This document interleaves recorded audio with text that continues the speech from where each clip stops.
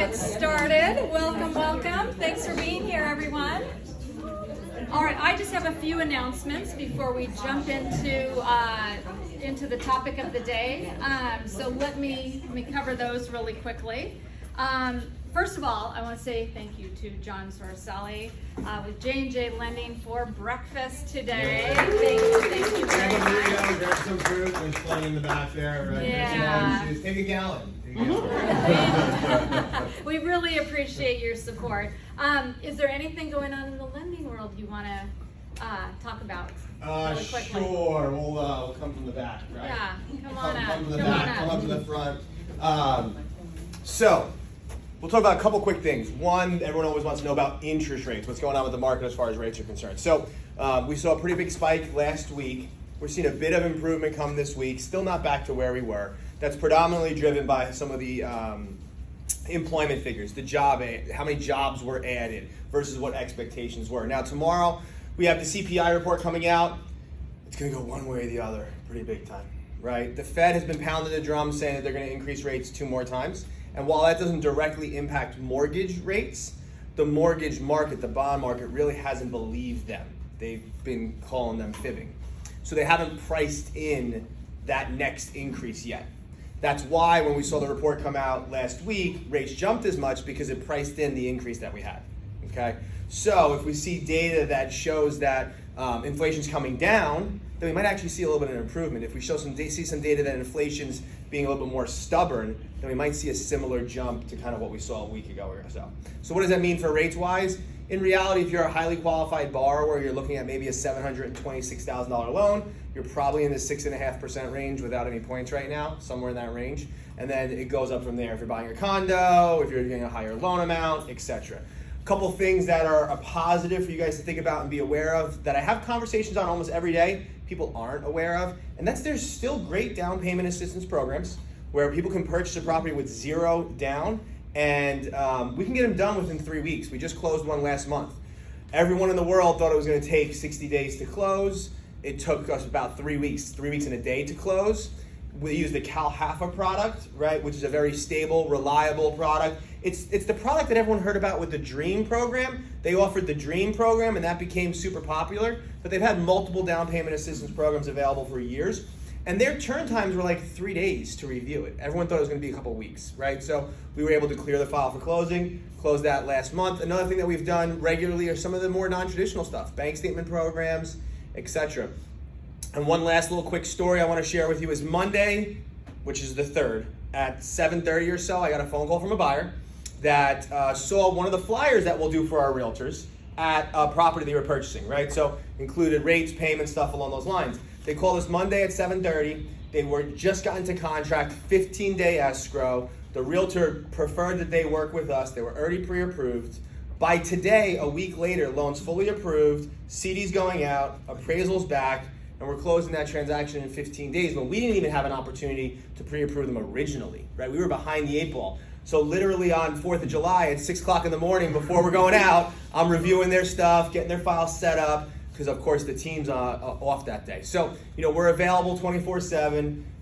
The return time might be a little bit longer on the weekends, but send us a text, shoot us an email, put up a bat signal, whatever it might be, and we're here to help. So last but not least, quick little announcement. On the 27th at 10:30 a.m., myself and a couple other affiliates that we partnered with are putting on our next installment of our Supercharge series. So what does that mean? That means that we offer a realtor-only free event where we bring in high-level speakers that can talk on great topics. This one's going to be at Events on Pine. It's a new event space on Pine in Long Beach, okay? It's 10:30 to 1, free event. There'll be plenty of orange juice for everybody. And we're going to talk about social media. We're bringing in Chelsea Pites. She has over 60,000 followers on Instagram. She's a social media expert, teaching, training, and giving you some tips and tricks on how to be comfortable on camera, comfortable on video, because just like we all have an email address and a website, we all need a social media presence as well now. So if you guys would like to attend the event, I have a flyer where you can RSVP, or you know what, I'll just do this.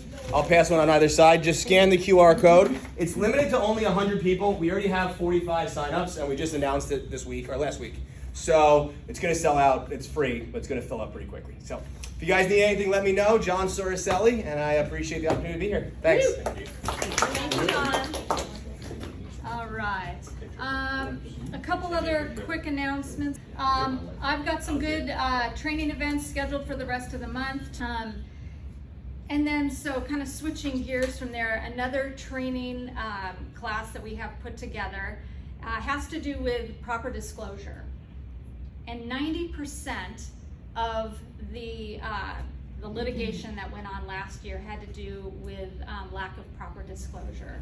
So what we wanted to do is bring that to you. We actually have Lena and Roberta are going to do a how to avoid disclosure lawsuits, and that is going to be next week. That's going to be in person at RE/MAX Tiffany in the conference room.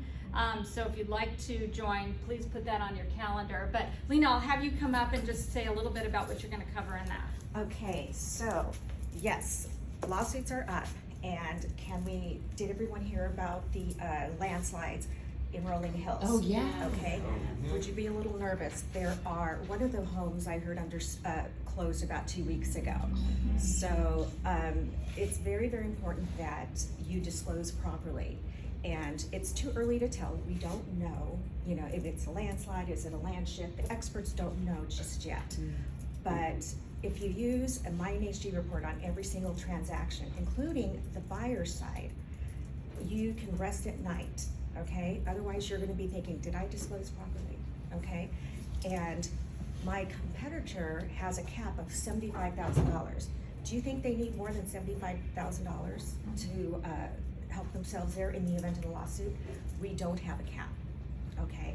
So we are gonna go do a deep dive and let you know the difference between companies. There is a difference, okay? And we wanna just do a deep dive and go into that. I know a lot of you that work with us already. I got you guys write me in for the buyer side and the seller side. But we would like to do a little education and give you the importance of the NHD report, that you are actually deferring your liability to us. So when you're doing that, a transfer of liability, you gotta make sure, who are you sending it to? A lot of agents just say, oh, my TC picks or my escrow picks. No, you need to direct that. It's an agent disclosure. Okay, thank you, and I hope to see you at the class. Thank you. Thank you. All right. So that's Wednesday, July 19th at RE/MAX Tiffany in person. Put that on your calendar. And then lastly, at the end of the month, we're going to do a class on zip form updates. Zip form just had a recent release with some changes to it. And we're going to have C.A.R come back and give us kind of the ins and outs. Tony with C.A.R, he's always done a great job for us. New release updates you need to know about, changes and enhancements to zip forms. So that's Wednesday, July 26th.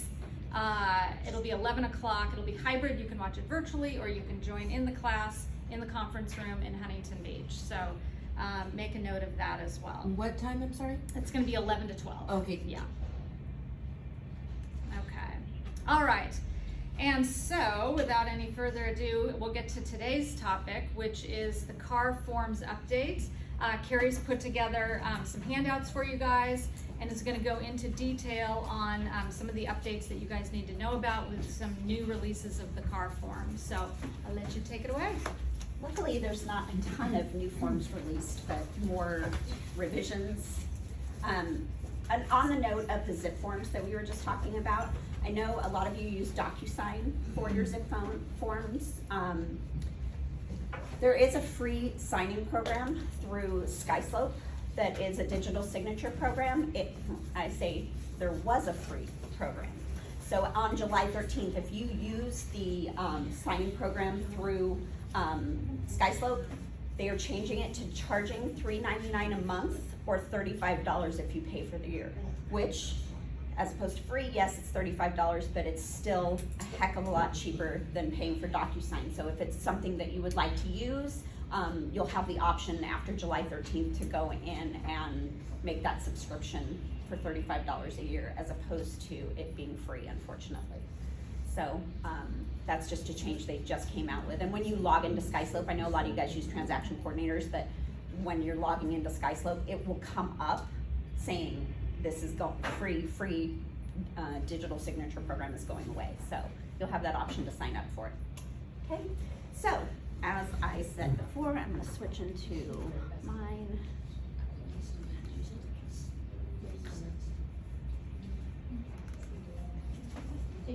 Yes, We have an extra set of handouts. I do. Okay, so every year, C.A.R. updates forms twice a year, June and December. Usually their big updates are December. June, they kind of just do some revisions and things like that. But there are a few things that we need to go over. Most of the revisions, it looks like there's a lot, but a lot of them are to do with property management and rentals. They're changing the name on a lot of the forms, if you haven't noticed, from being landlord to housing provider. Nobody wants a lord, okay? So landlord to housing provider, that's a lot of the changes that they made this year. So as you go through your forms, you're gonna see that change quite a bit. So the new forms released, I'm not gonna go over all of them, I'm just gonna go the ones that I think are the most pertain to the most of the things that we do. So the first one is the buyer contingency removal. I don't know if you've noticed, but they have separated the contingency removal form into two forms. So there is now a buyer removal contingency and a seller removal contingency. The only thing different with the buyer contingency removals are what is noted here in red about the investigation. So they have the option now of just removing certain investigation portions of their investigation, or they can remove all of them at once. That's the only difference with the buyer contingency removal form, besides the fact that it is now a separate form. They're in order in the packet as they are on the screen. Okay, so that's the buyer removal contingency. Here's the seller removal contingency. It looks no different than before, it's just on a separate form. Is there a benefit to separating? I will tell you, as somebody who checks files, a lot of the time after the buyer removes the contingencies and the agent sends it to the other side, the other agent will have their seller sign the seller. If there is no seller contingency, they took it off to stop the seller just signing the bottom, I'm pretty sure. Because a lot of times agents don't pay attention and you get something that you don't really need. So that's the only difference there. So this is not a new form. It is the rental property owner questionnaire. It actually was revised, but the reason I say it's a new form, because now this form, anything in red is new, and the second page, there's 3 pages.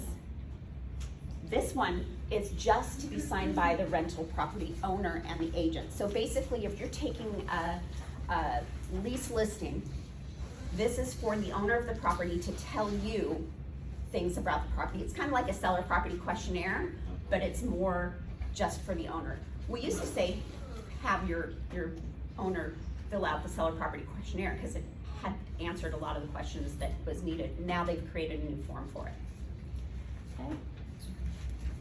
The next one is the residential units purchase addendum. This is a whole new form also. It is to do with multiple units, obviously. So this would get attached to a commercial property purchase agreement or a vacant land purchase agreement.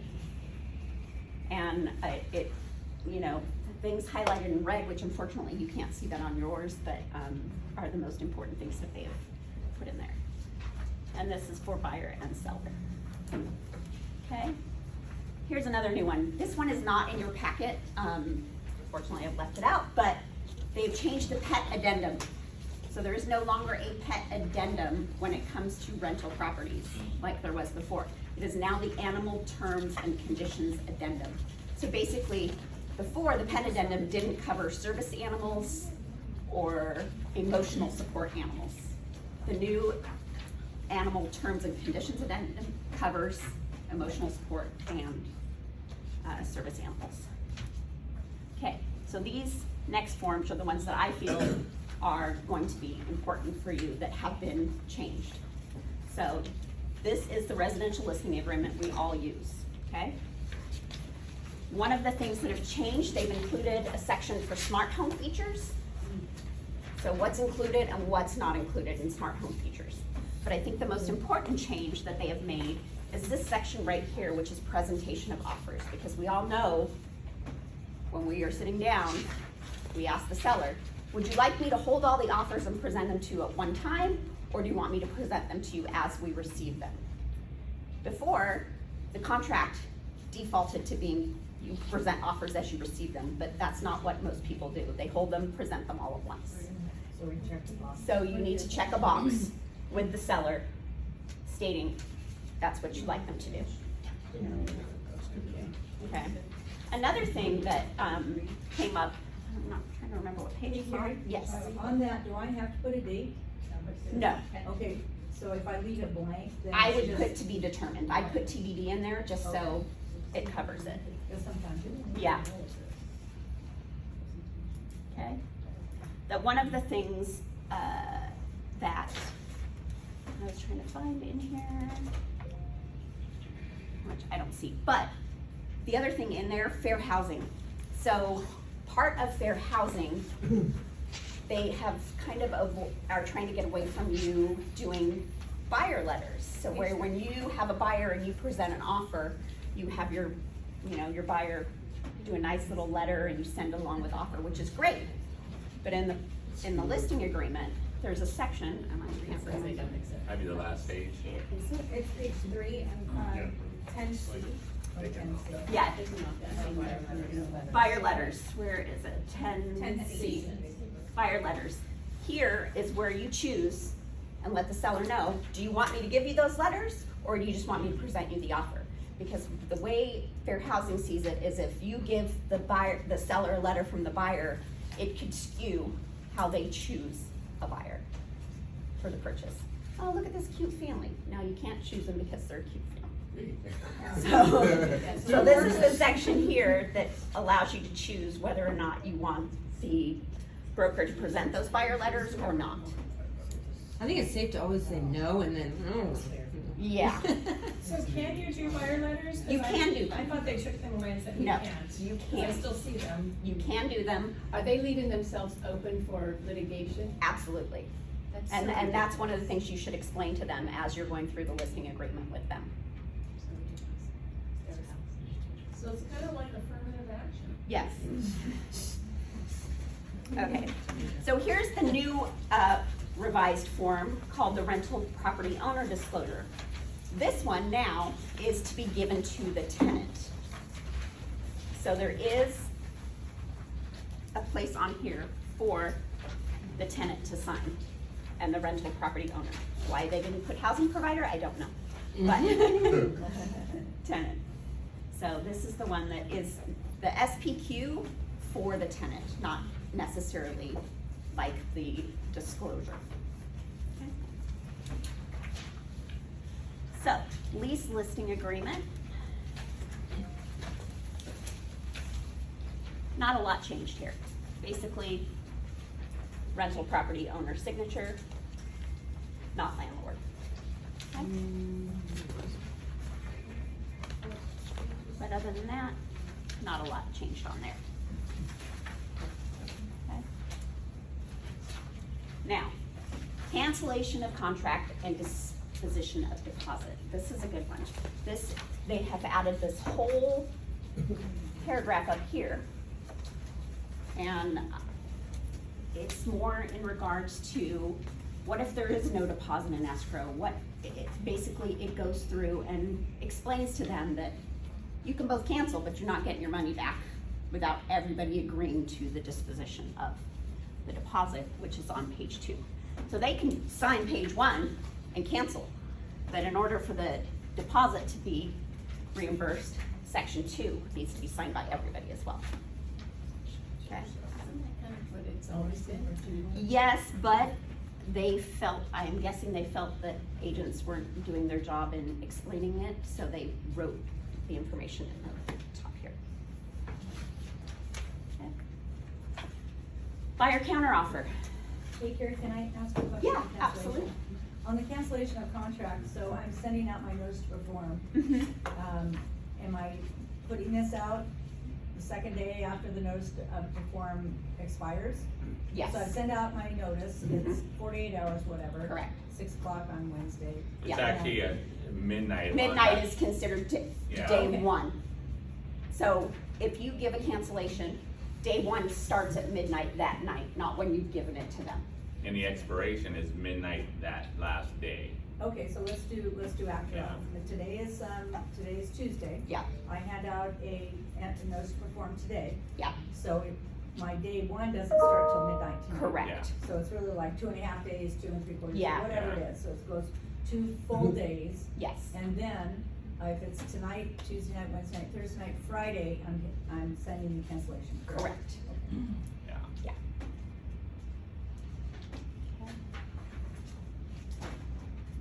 And there's the buyer counter offer. So what they did here, there's a new paragraph in here pertaining to appraisals. So say you do an appraisal cap in your offer, where you say, my buyer is going to pay $50,000 over appraisal or under appraisal, the appraisal gap. This basically gives the buyer an example of what happens. So basically it says, for example, the purchase price in the offer is $1 million, and the buyer reduces the appraisal continued value to $950,000. The appraisal gap is $50,000. If the purchase price is increased to $1.2 million in the counter, as a result of this counter offer, the appraisal conditional value shall be adjusted to $1,150,000. So that's still a $50,000 appraisal gap. If a property appraises below $1,150,000, buyer may exercise the appraisal contingency right to cancel the agreement. So is that automatic? So if you put in, so given your situation, I don't have to change it to 1,150,000.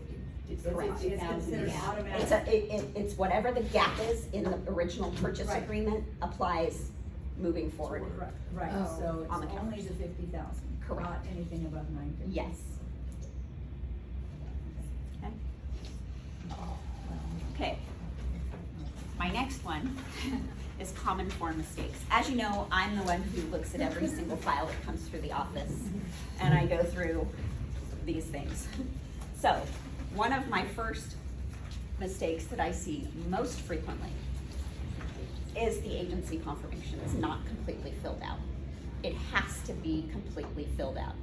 It has to have the seller broker's name, the license number, and the boxes underneath need to be checked. Most of the time, we're all in a hurry. The agent that sent you the offer doesn't get the information from the MLS, they don't fill it out. Unfortunately, it has to be completed. So if you don't make those changes during the process of counters and back and forth kind of thing, and you've accepted a contract without this being complete, you can't just go back and fill something out after you have an accepted contract. There's a form called an agency confirmation form. Looks just like this section right here. That's what I'm gonna ask you to get, as opposed to going back in after the fact and rechecking boxes. Because we all know you can't change a contract after it's been fully executed. So really important that you guys pay attention to that, because I will call it every single time it comes through if it's not filled out. If you do make any changes afterwards, in case you forget, You have to initial all initials from all parties. So Yeah. you might as well just do the other form, it's much easier. Yeah. So Gary, I received an offer on property, and page 3, is it page 3? Page 3 was just not filled out, nothing. No So boxes checked, No, nothing. no escrow, no title, no NHD, nothing. The whole page was blank, initialed at the bottom. Can I tell them I'm not presenting your offer till you do that? Because that's a whole lot of Well, stuff. you still have to present technically, but just as a matter of not creating confusion later on during your escrow and creating conflict, is have them make sure they go back and fill all those items out as they want to I asked present him. your, and he said that, No, he changed something on the first page and never did page 3. I'm like, But okay, page 3 is part of the offer, so Yeah. if you don't have a complete offer, that's the way you're giving it as the Yeah, offer. So can Well- I just say rejected because you're stupid? no. You can't say Yeah, rejected, yes. you gotta present the offer. You have to You present gotta the present the offer the and way it's written. As bad as it is, that's obviously a true indicator of who the agent is and how they work. But doesn't mean you have to again, accept it. Or you maybe- can counter all those things and make sure that you're the ones covering it or not, whatever those items are. But again, it's gonna come in, it's gonna create some bit of conflict. It ultimately falls back on him, it's his responsibility.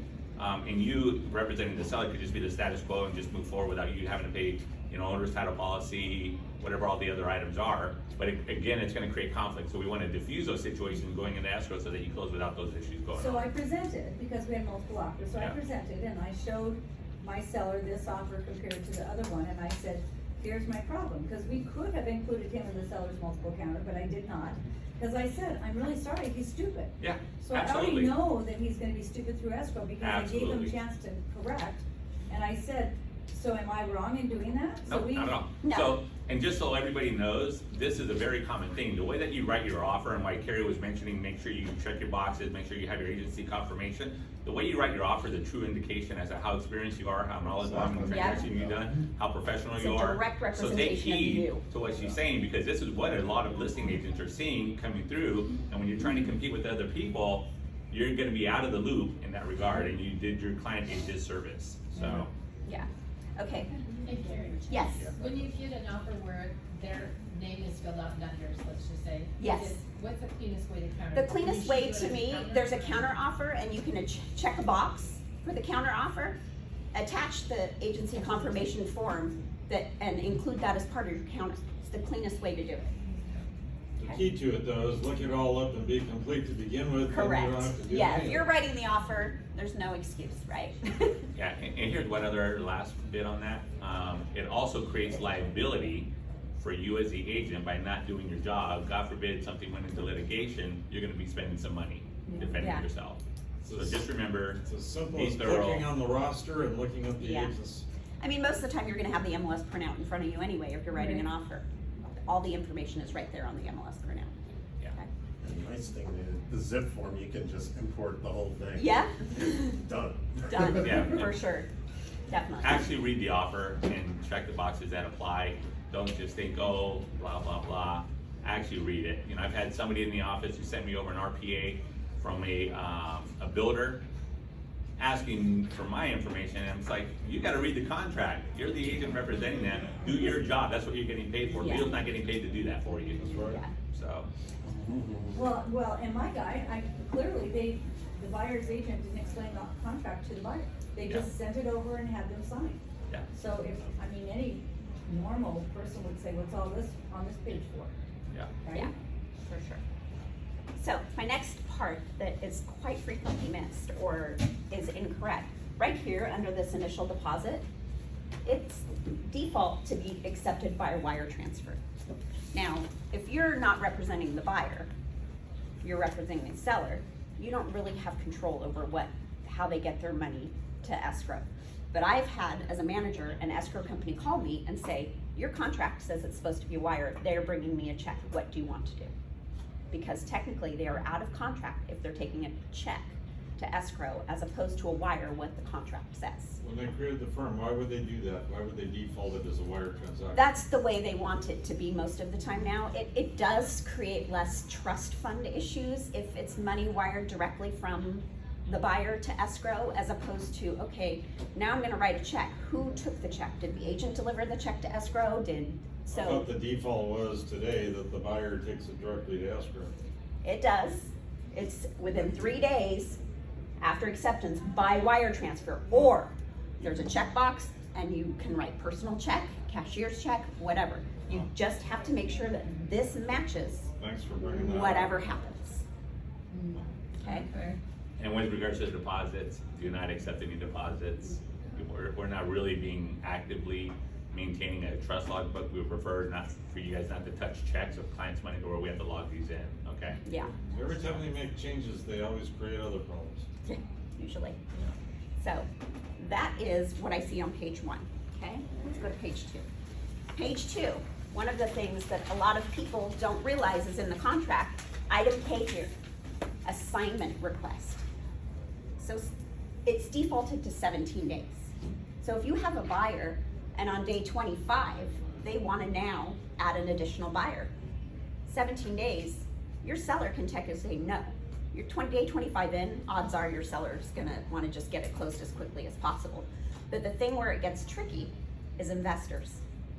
So there's a lot of investors out there who will write offers on properties, stick an appraisal contingency in there, whatever, comes down to it, property doesn't appraise for what they think it does. Now they're gonna try and offload that property to somebody else. And they can do that up to 17 days if you allow them here. And these are wholesalers. These are wholesalers. And I don't know if you get them, but I get those, I get emails all the time. These are the assigning properties we have to assign. So they are going out and buying properties. The problem is too, is they'll come back and say, well, I want you to drop the price now, 20 grand. It's within their assignment time frame. They can do it. You don't have to agree to it, but they are gonna try. So why don't we just fill in 0 days? You can. But if you have a regular buyer that wants to assign the property or add a buyer, so say, Well, then we just create it. then you create an amendment to verify that. But to help with investors, I suggest you highly shorten that time frame or put 0.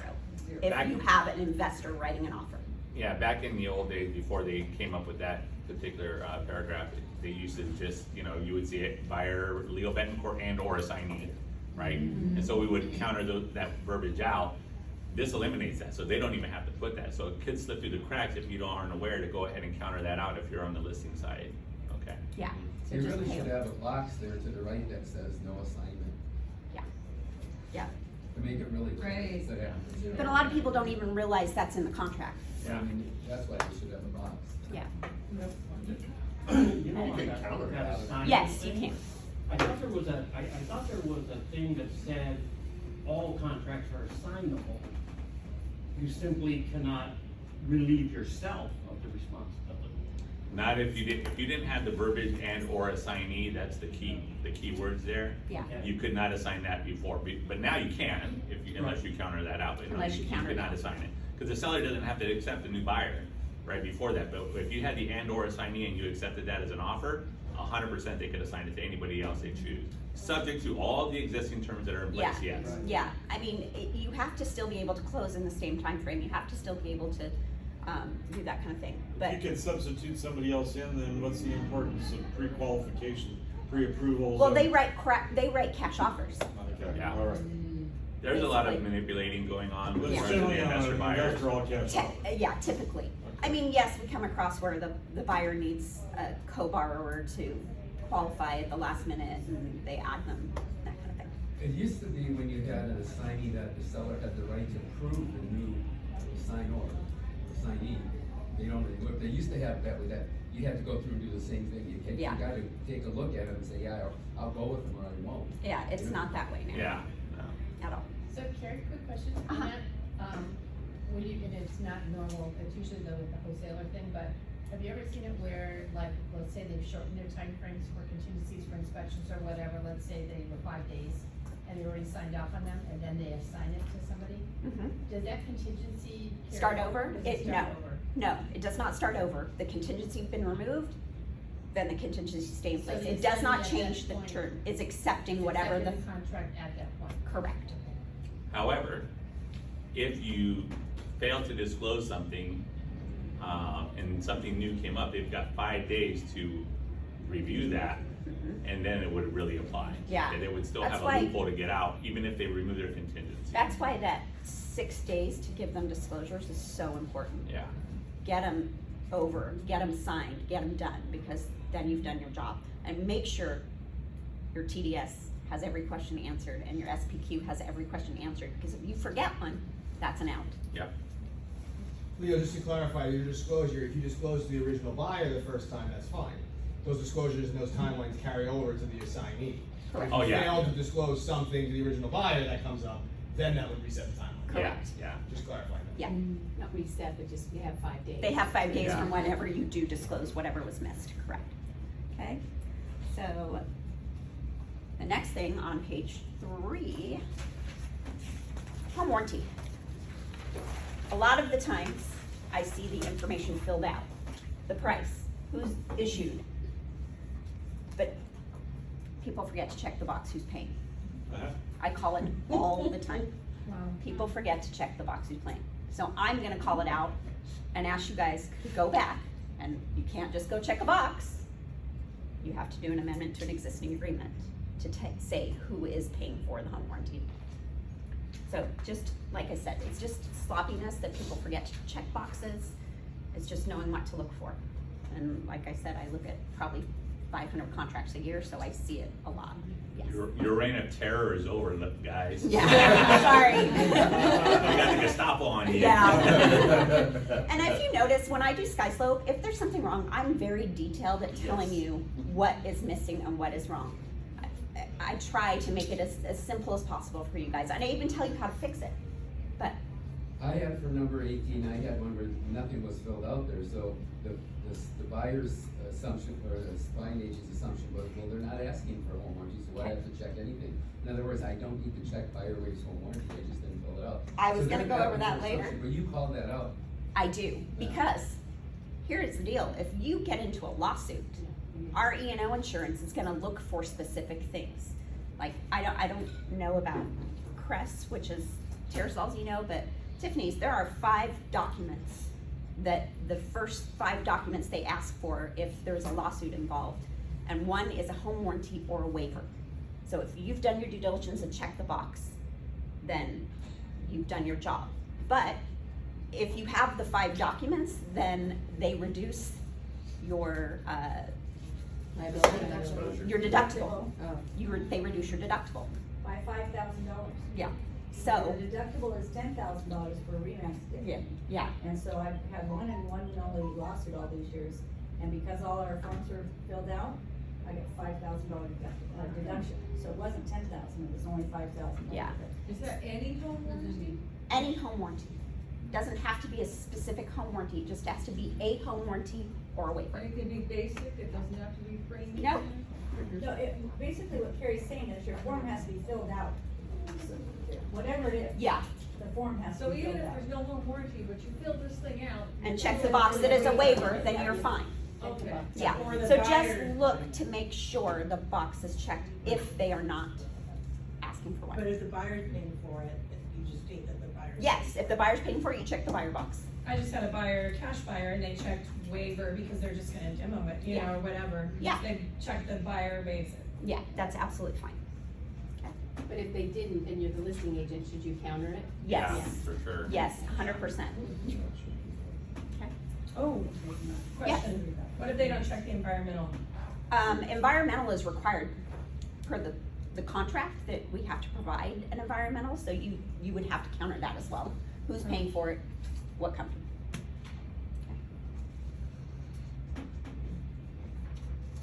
Okay, I'm gonna go to page 14.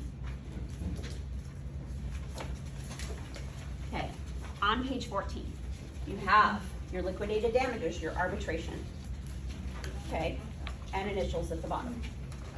Wait, verse 14, I know what 14. 12. Oh, I have 19. 14 and 16.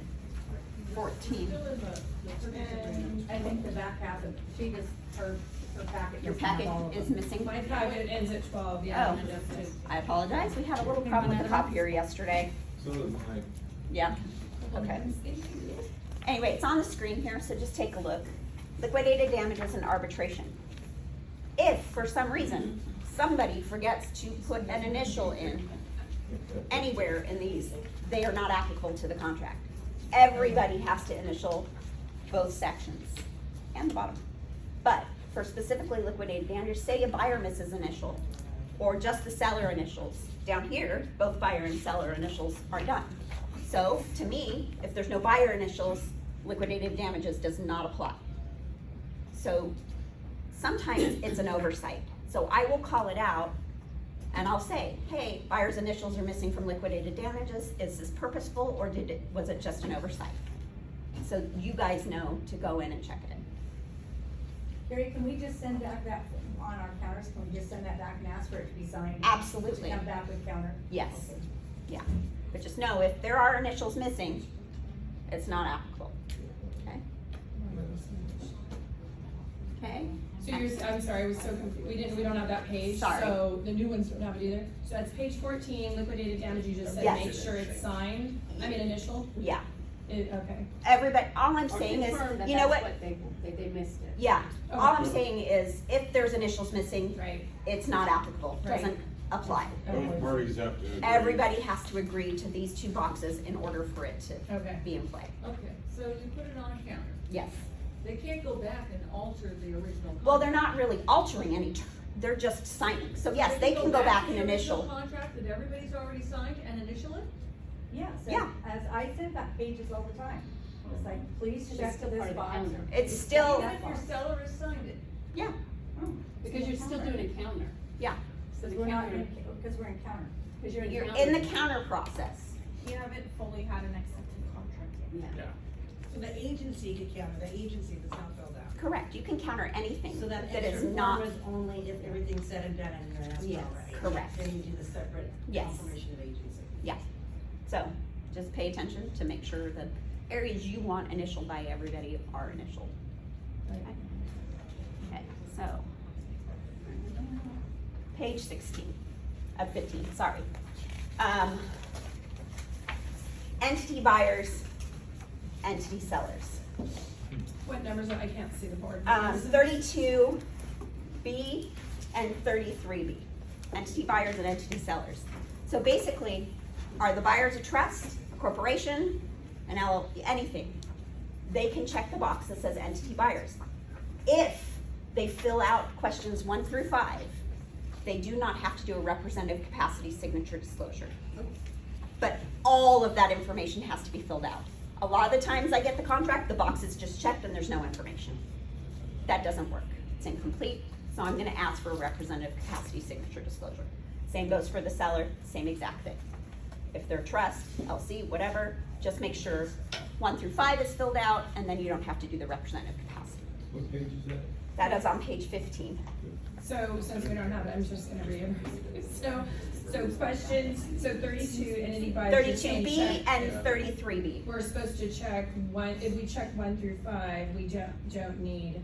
If they fill out, if they check the box, fill out 1 through 5, you do not need a representative capacity. But it's not wrong if you just send over the. Correct. 'Cause that's, Yes. I didn't even notice that was there. Yeah. I just kind of send that over. Yeah, you can send the representative capacity. A lot of the times, there's the same information in the listing agreement for the seller as well. Okay. So, same Okay. thing, you gotta fill it out. Most of the time, people just check the box, don't fill out the information, then we're gonna ask for.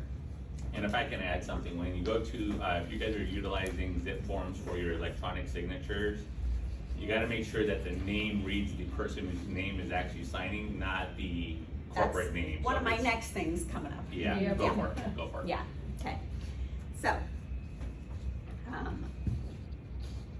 Oh, here's another thing on this page, offer not accepted. This, Lori, is what I would tell you to do to doofus that doesn't fill out his paperwork. Make sure We do. your seller's initial and the date that you presented it and they rejected their offer. We do. Okay, I have seen a lawsuit where an agent was sued for $265,000 because he presented the offer, never got this box checked. The buyer came back and said, "You never presented my offer." And the buyer won. So every offer we receive on every listing, You we should check absolutely that do that. and Because it proves you presented the offer and that the seller rejected it. okay. And I know with 32 offers that are coming Yeah. through now, it's kind of a pain in the butt, but it can save your butt later. Okay? One of the things I am going to have Terasol set up when we do it at Tiffany, technically, we're supposed to keep all our rejected offers for 3 years. Every single transaction, rejected offers, and I saw when this happened to the other agent, them digging through a box of rejected offers, looking for that to see if they had any inclination that they had presented the offer. They found it, but there was nothing filled in. So, at Tiffany, on our copier, we have a button that says rejected offers, and you can just put it in the scanner, hit the button, and it goes into SkySlope and goes into a rejected offers folder. So, it's really something that we can set up very easily. Yeah. I have a question about that. So what if you, because this is how I do it, is I never check that, but I have said on email where I make sure I get here's your confirmation, we accepted another offer, thank you, I'll have you as a backup offer, and then I get theirs back saying thank you. Yeah. Is that not good enough? It's still not showing that the seller saw it. Oh, I'm definitely doing that then, okay. Yeah. So that's what I would definitely suggest. Okay? So what was their, what, was that the purchase price of the home? What, 265? They say they lost out on 260. What made them think that, or they just said, I don't know. I'm I gonna mean, go for it? That was just the arbitrary, I mean, attorneys will come up with any number and see what sticks, right? Right. Literally means nothing. Yeah.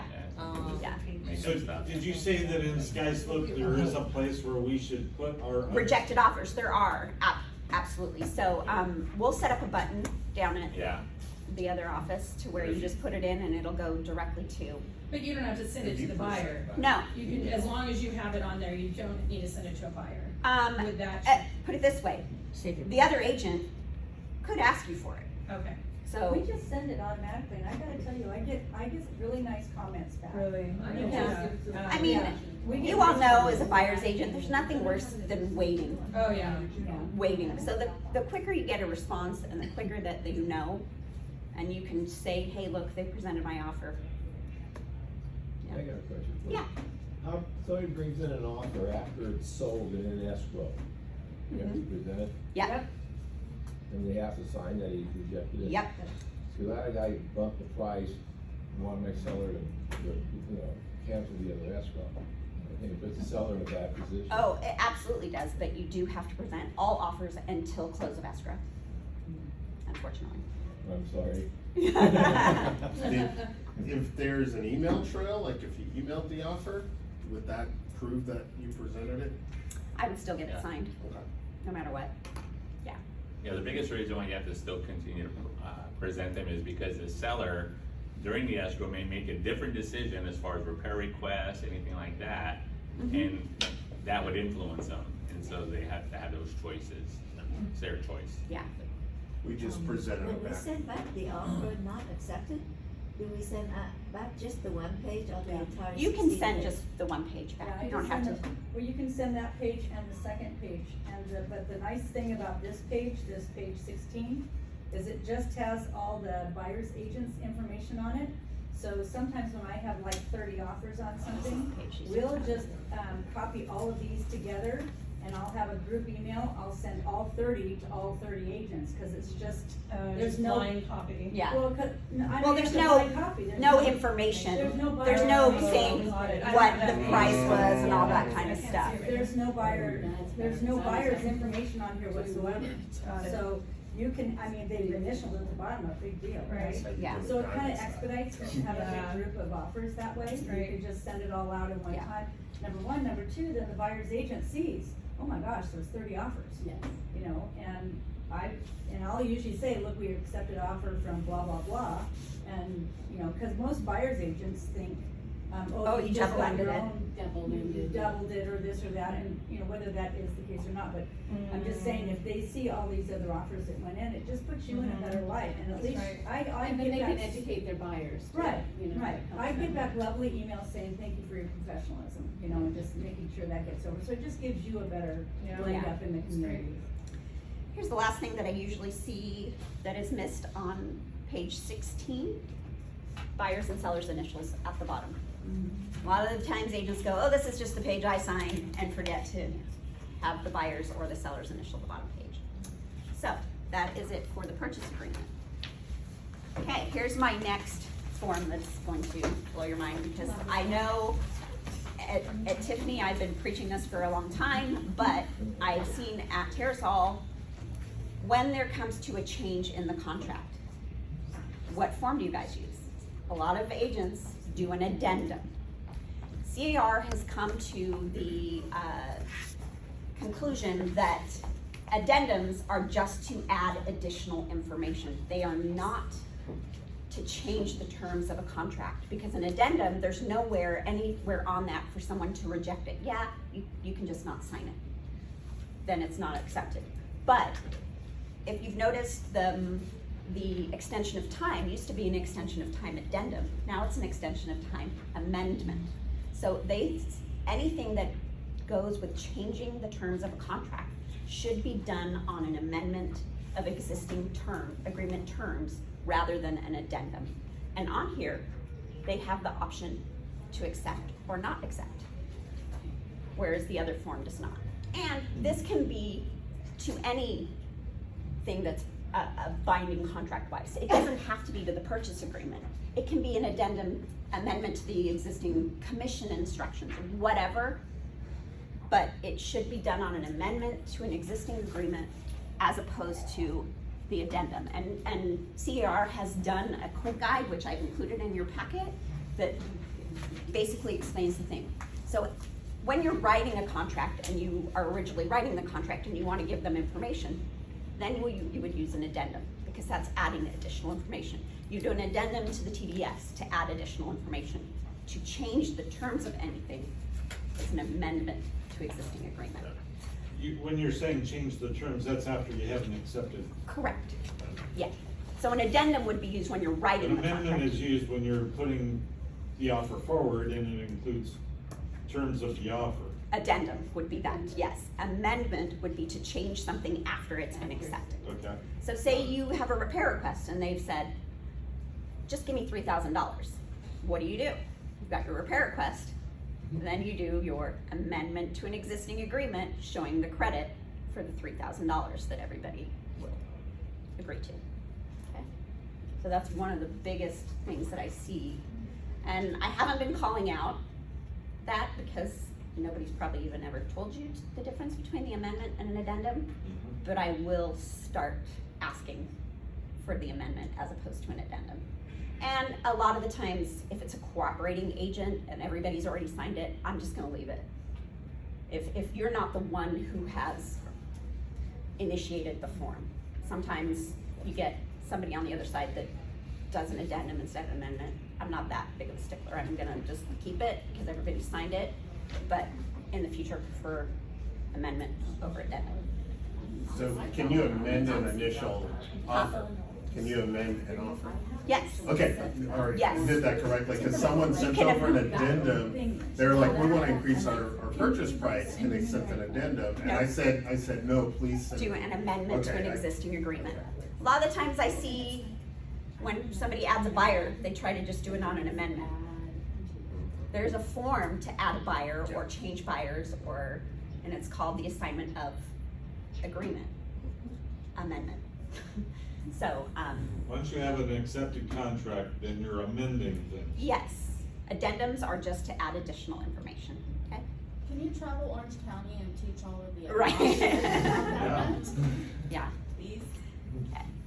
So, this is another big one that I see incorrectly all the time. You fill it out. Your seller doesn't want to provide a social security number to the buyer, which is absolutely fine. But you give them the blank form, you have them sign, your seller sign, and there has to be one for each seller, not one form for two sellers, because there are two social security numbers with two sellers. They don't want to provide it. Per paragraph 4A here, if you read it, if the seller doesn't want to provide their social security number, you will provide it to escrow, and escrow will be the qualified substitute. There is a form called the QS that is for escrow to sign, saying they are the qualified substitute. And in here, I've got a little quick guide to the FIRPTA. Basically, it's the Foreign Investment Tax Act. So if the seller is foreign, 10% of proceeds should be held unless they're exempt. The FIRPTA is what tells escrow if they are exempt or not from holding that 10%. If for some reason it doesn't get withheld, it then becomes your buyer's responsibility to pay that 10% tax. Because it's assessed to the house. Because it's assessed to the house, not to the individual. Yeah. So it's really important that we do our due diligence with the FIRPTA and make sure. Even if it's a corporation, there's still a tax ID number, or a trust has ID numbers, that kind of thing. You have to. I mean, if they refuse to give their information, the buyer can tell escrow to hold the 10% until they provide whatever they want. I don't push that, but if it came down to it, you could. Some escrows won't accept deemed qualified. So you are correct. And I did speak to Gov Hutchinson about that. Broker-owned escrows are technically not supposed to fill out a QS. Right, Which, broker-owned, right. yeah. Gov Hutchinson said, you have two options.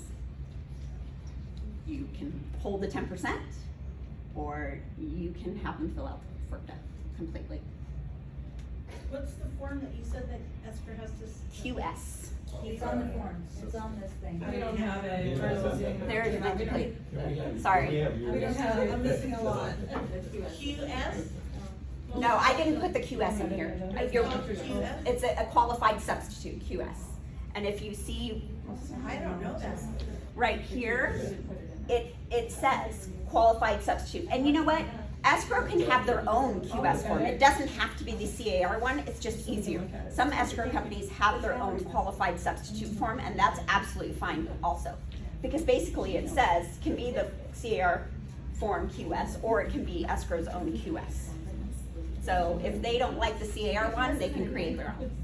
Well, I had an escrow at Fidelity, Federal Fidelity Title, which is a big company. Yeah, we don't have And they won't allow them To sign the QS, but they do have their own.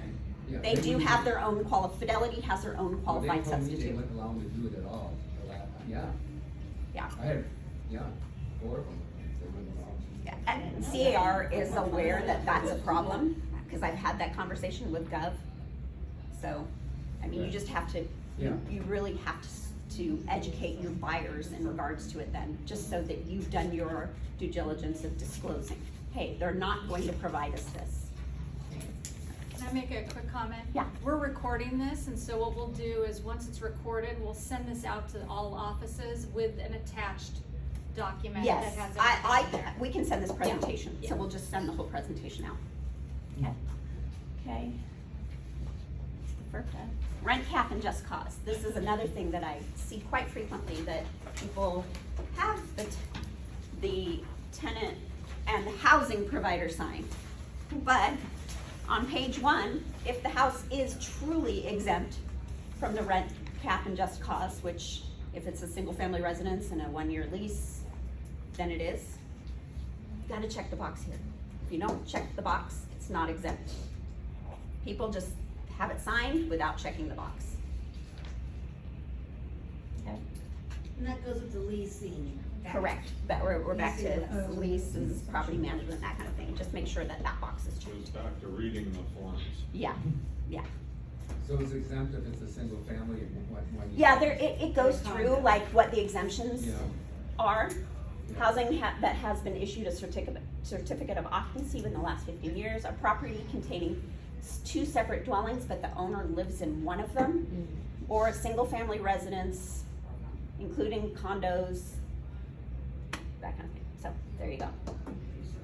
And this comes into play more in LA County than Orange County, because they do have, you know, rent control and all that kind of good stuff, so. But Well, don't we have rent control in the whole state of California? we do Okay. technically, but each county is different. Oh. And that's it. Well, the cities are different too. Thank you. Oh, one more thing real quick. Listing agreements. One of the things that I see missed most frequently on a listing agreement is on page 1, it has to have a start date and an end date. If that start date and end date is not there, it is not a valid contract. Well, Also, the compensation to the cooperating broker must be in there as well. So you put 6% at the top, you're offering 3 to the other side, or 5 and 2, or whatever it is. Those figures have to be in there, and they have to match what's in the MLS. Okay, so if you take a listing and you're not putting it into the MLS for a week, what do? There's an SELM form. You have to fill that SELM, and you have to register that listing with C.A.R. MLS. If you don't, I've had an agent be fined $1,800 for not having, it was his mother's property even, and he forgot to put in the beginning date of the contract. Somebody called him out, sent the form over to C.A.R. MLS without having a date in. That's another reason it's so important you guys turn your forms in right away. Instead of waiting till the end of a transaction and submitting everything all at once, and I go through and tell you this is wrong, this is wrong, this is wrong, this is wrong. It's a lot harder after the fact to go back and get everything signed It is. than putting it in right away and letting me tell you what's wrong. because it's much easier to fix that way.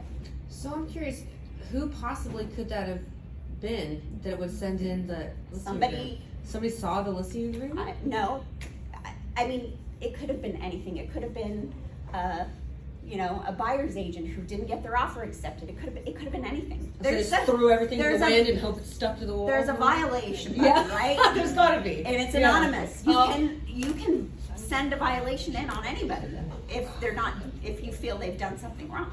I'm sure MLS finds their own too, and they look for it. Oh, I'm sure there's triggers, yeah. What triggered this one is it had expired. Oh. And instead of, he forgot to go in and extend the listing date before it expired. So he went in and put it as a brand new listing again. So it triggered it. That's how the MLS knew. But, I mean, they didn't care that it was mom's property. They didn't care. It was not a valid contract, and they fined him $1,800. And here's another thing, the little box, so say you take a listing agreement and you agree to 6%, but if I double end it, I'm gonna charge you 4%. In the MLS, you have to check the box where it says, is this a dual variable rate commission? That would be yes. A lot of agents don't understand what that means. That means that if I represent the buyer, I'm gonna charge my seller less commission. And that will keep you safe. You can do it, that's not a problem. You just have to make sure that the dual variable rate commission box is checked. Because if not, you're basically telling the other agents, I'm gonna take less commission. So yeah, they may take my offer over yours, because if they take your offer, I'm paying 6%. If they take my offer, they're paying 4%. So. Or to cover your own ass at that total end, you just wait till it closes and then give the money back to the seller at that time? That's gray area? Yeah. Yeah, I wouldn't recommend that, but yeah. Shoot. Keep that to yourself. Yeah. Right. But you can amend it I know. before you. Yeah. I mean, a lot of the times when my agents have gotten in trouble, for the first person they call is me, and how can I fix it? And then I'm like, oh crap, now we gotta go backwards and try and, okay, well, let's do this for him, and I'm like, I'm gonna tell you, I got the agent out of the $1,800 fine. Yay! But I had to go on a hearing, I had to do all kinds of stuff. And that costs money too. Yes. Yeah. So basically what I had him do, because it was a mistake, he didn't mean to do it. It was his mother's property. I had him go take the first page, go back to his mother, put the date in, that he put it in the MLS, and have her initial that date at the top and say, sorry, I realized when I looked at it, I forgot to fill that in. I went in after the fact and had them put the correct date in, but when I sent you the contract, I sent you the wrong page without the initials. I got him